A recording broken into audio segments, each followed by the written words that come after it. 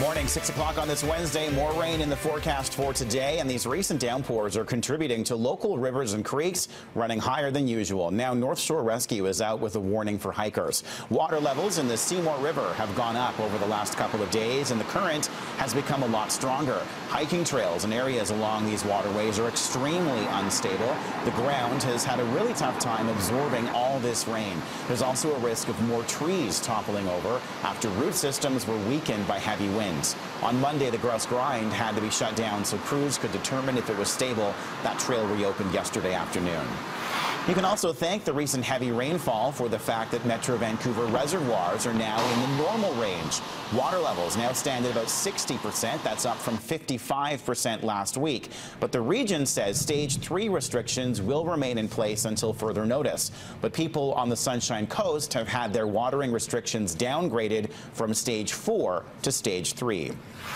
The City of Vancouver is now looking for a replacement generator after heavy flooding damaged a temporary homeless shelter in downtown Vancouver. Work may take up to 3 days to complete. Buses were brought in for more than 100 people after the building was evacuated early yesterday. Until we find a replacement and can put that in place, we only have very limited emergency power that allows us to operate fire safety systems, but in a sustained way. If it goes down, then we have nothing again. So at this point, we're using the power that we have to test the various circuits and networks that will have to be brought on stream.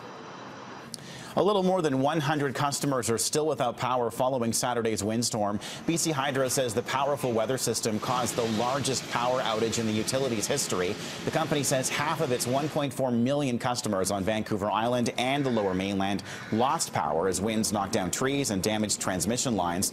There's no financial estimate on Saturday's storm just yet, but the cost of the 2006 storm was around $15 million, and Saturday's peak outage was twice that of 2006. The Surrey Food Bank and its clients were hit hard by the storm. There was a significant spike in demand from people needing assistance. Many of those clients had their food spoil and have never had to use the organization's services before. The food bank had to throw out about $2,000 worth of product that required refrigeration. They also lost about 2,500 pounds of perishable products. We cannot get into our racking because it's unsafe. So everything that's on the floor, we've had to pull product from there to help feed the clients that are coming in. And we also had to throw away all of our milk and eggs for our baby program because it's all curdled because of the temperature changes. A massive cleanup is underway in Coquitlam, where more than 1,000 trees came down during Saturday's storm. Residents living near Mackin Park say before the system moved in, they had alerted the city about the need to do something about the towering cottonwood trees. Many of the trees that came down were cottonwoods, which are particularly susceptible to drought. The mayor says crews had been trying to prevent flooding and clearing arterials. Now they're addressing the huge task of cleaning up. I've asked our arborists to have a look at all of the trees in our parks, in particular the ones that are adjacent to stands that may have fallen. Make sure we're safe, and if we're not safe, let's find another choice. Let's make sure we can get in and mitigate any risk associated with tree fall from normal winds. Unfortunately, this was not a normal wind. Well, there's less than a week to go before kids head back to class. With the new school year, students from K to 9 will be learning from a new curriculum that will be phased in over the next 3 years. That will include First Nations perspectives. It will also cover the history and legacy of the residential school system, as well as the historical experiences of South and East Asian immigrants. The environment will also be a focus. There will also be more flexible, hands-on learning. The world is changing. That we have actually heard from teachers themselves as we've built this new curriculum that children need the flexibility. Children learn differently. Not every child is the same. The company contracted to clean up coastal oil spills has added a new rapid response vessel to its fleet. Western Canada Marine Response Corporation says the GM Penman can operate in open water for several days and at night.